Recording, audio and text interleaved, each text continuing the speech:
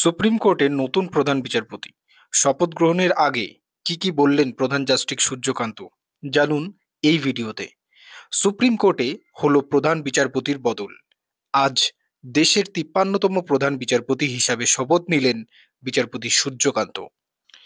রাষ্ট্রপতি ভবনে রাষ্ট্রপতি দ্রৌপদী মুর্মু তাকে শপথ বাক্য পাঠ করান। গতকালই অর্থাৎ রবিবার প্রধান বিচারপতি বি আর গাভাই সূর্যকান্তের নাম সুপারিশ করেছিল প্রধান বিচারপতি হিসাবে।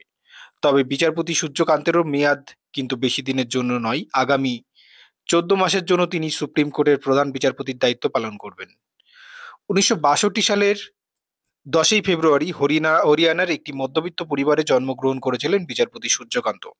১৯৮৪ সালে তিনি আইনজীবী হিসাবে তার কর্মজীবন শুরু করেছিলেন, সেখান থেকেই তার আইনি পথ চলা শুরু হয়। তারপর তিনি পাঞ্জাব ও হরিয়ানা কোর্টে যোগদান করেছিলেন, সেখান থেকে তিনি প্র্যাকটিস করতেন।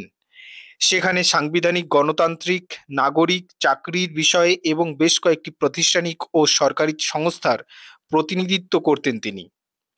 এরপর থেকে তার দীর্ঘ পথ চলা শুরু। ২০০০ সালে সূর্যকান্তকে হরিয়ানার সবথেকে কম বয়সী অ্যাডভোকেট জেনারেল হিসেবে নিয়োগ করা হয়। তারপর ২০০১ সালেই তিনি সিনিয়র অ্যাডভোকেট জেনারেল হয়ে যান। তার ঠিক ৩ বছরের মধ্যেই তিনি ২০০৪ সালে পাঞ্জাব হরিয়ানা কোর্টের স্থায়ী বিচারক হিসেবে তাকে নিয়োগ করা হয়। পরে ২০১৯ সালের মে মাসে সুপ্রিম কোর্টে উন্নীত হওয়ার ঠিক আগেই তিনি হিমাচল প্রদেশ কোর্টের প্রধান বিচারপতি হিসেবে দায়িত্ব পালন করেন। ২০২৪ সালের নভেম্বর মাস থেকে তিনি সুপ্রিম কোর্টের লিগাল সার্ভিস কমিটির চেয়ারম্যান পদে রয়েছেন।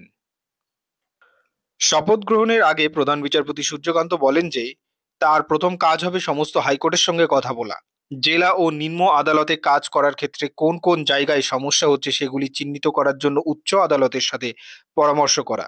তিনি আরো বলেন যে দীর্ঘমেয়াদী মামলাগুলি নিষ্পত্তি করার জন্য আগামী কয়েক সপ্তাহের মধ্যে ৫, ৭ এবং ৯ জন বিচারকের সাংবিধানিক একটি বেঞ্চ গঠন করা হবে।